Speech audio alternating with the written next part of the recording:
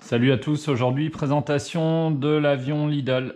Donc à la base c'est un avion qui est vendu dans tous les magasins Lidl. C'est un petit planeur qui est vendu sous forme de jouet, qui est fait pour être lancé. Donc c'est un avion qui doit faire 70 ou 80, 80 cm d'envergure et qui est vendu assemblé. Vous avez le fuselage, les ailes et puis l'aileron arrière. Aileron qui est amovible, vous pouvez le mettre soit en position droite pour faire des lancers droits, soit un petit peu relevé pour faire des loopings. Donc voilà, l'objectif c'était en regardant ici et là des versions qui avaient été motorisées, d'en faire un petit avion FPV pour essayer de faire du long range avec. Donc pour essayer de faire du long range avec, donc moi ce que je voulais c'était le garder dans sa configuration d'origine avec le moteur vers l'avant pour avoir aucune coupe à faire sur les ailes ou sur l'arrière. Donc voilà, il est resté dans sa configuration d'origine. Je vous mettrai des petites photos des découpes. Donc là, j'ai les commandes pour le roll. Hop, on les a ici. Deux petits cerveaux 9 grammes. Alors, je suis parti sur du pignon plastique parce que j'avais que ça en spare. Voilà, mais ça devrait suffire. C'est un avion que je ne vais pas violenter plus que ça. Donc j'ai une commande sur le roll et puis une commande sur le pitch, ici uniquement. On va retrouver un petit cerveau.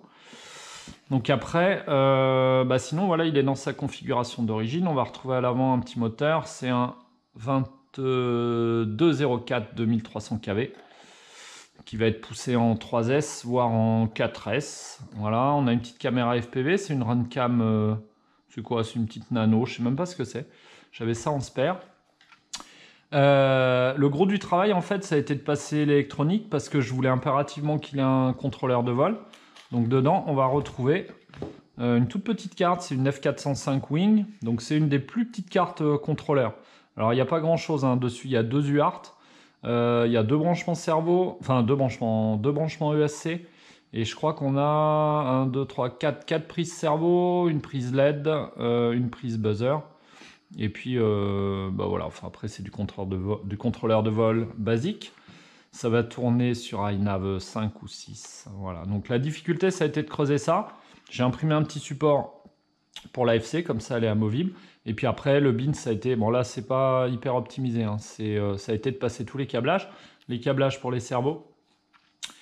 Les câblages pour les cerveaux arrière, les câblages pour le VTX et puis les câblages pour le récepteur.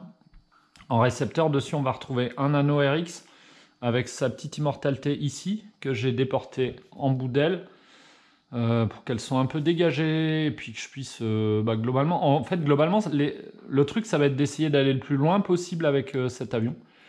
Voilà. En temporaire, en fait, j'avais que ça parce que j'attends un TBS Unify Evo à mettre dessus.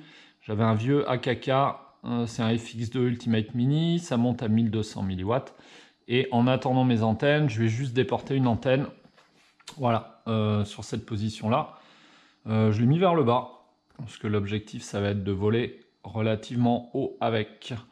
Voilà, donc il est prêt à fonctionner. Pour l'alimentation, j'ai pour l'instant, pour les vols de test, petite lipo 3S 700 mAh, qui tient un pile poil dans la verrière du cockpit, voilà, et ça permet de le laisser dans sa config d'origine. Hop, voilà, on referme et il est prêt. Donc là, je mettrai un aimant ou un élastique pour l'instant. Donc là, il est prêt, il n'est pas fini. J'ai juste mis du scotch de renfort là pour cacher les saignées que j'ai fait dans les ailes pour le câblage. L'objectif après ça va être de l'entoiler propre et puis voilà, donc là on peut considérer qu'il est prêt à voler. Il n'est pas totalement fini mais il est prêt à voler. Alors pour les essais je vais le faire avec cette petite lipo pour pas trop le charger en poids. Là on est sur un avion qui fait 420 grammes tout complet, caméra FPV, batterie dedans. Voilà, voir comment il se comporte en 3S, donc ça va être un petit peu mou, voir comment il se comporte en 3S avec cette petite batterie là. Le pousser, voir la consommation que j'ai avec, parce que j'en ai aucune idée. Comme c'est un avion léger, ça devrait pas trop consommer. L'hélice à l'avant, c'est une 5 pouces, voir si je peux lui monter du 6 pouces, j'en sais rien, mais peut-être un petit moteur un petit peu plus gros. Peut-être un 2307 en 2200 kV, 2100 kV. Donc les essais avec cette toute petite lipo que je vais essayer de faire cette semaine. Je vous mettrai les images du vol. Et puis à terme, l'idée, ça va être de lui faire... alors là, il est parfaitement équilibré sur ses points d'origine. Le point d'équilibrage d'origine, il est au niveau du renfort carbone que j'ai mis là. Donc le centre de gravité d'origine, je l'ai pris moteur... moteur. Le centre de gravité d'origine, je l'ai pris sur l'avion dans sa configuration d'origine, sans moteur, sans électronique. Et voilà, je l'ai laissé exactement au même endroit. Donc là, on peut voir qu'il équilibre. Il est... il est un peu vers l'avant.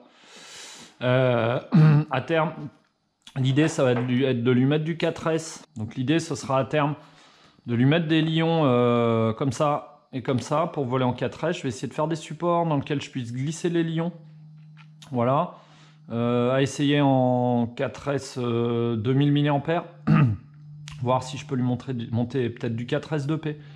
Mais ça, on verra. Je vais déjà faire les premiers vols et puis on verra comment ça se comporte.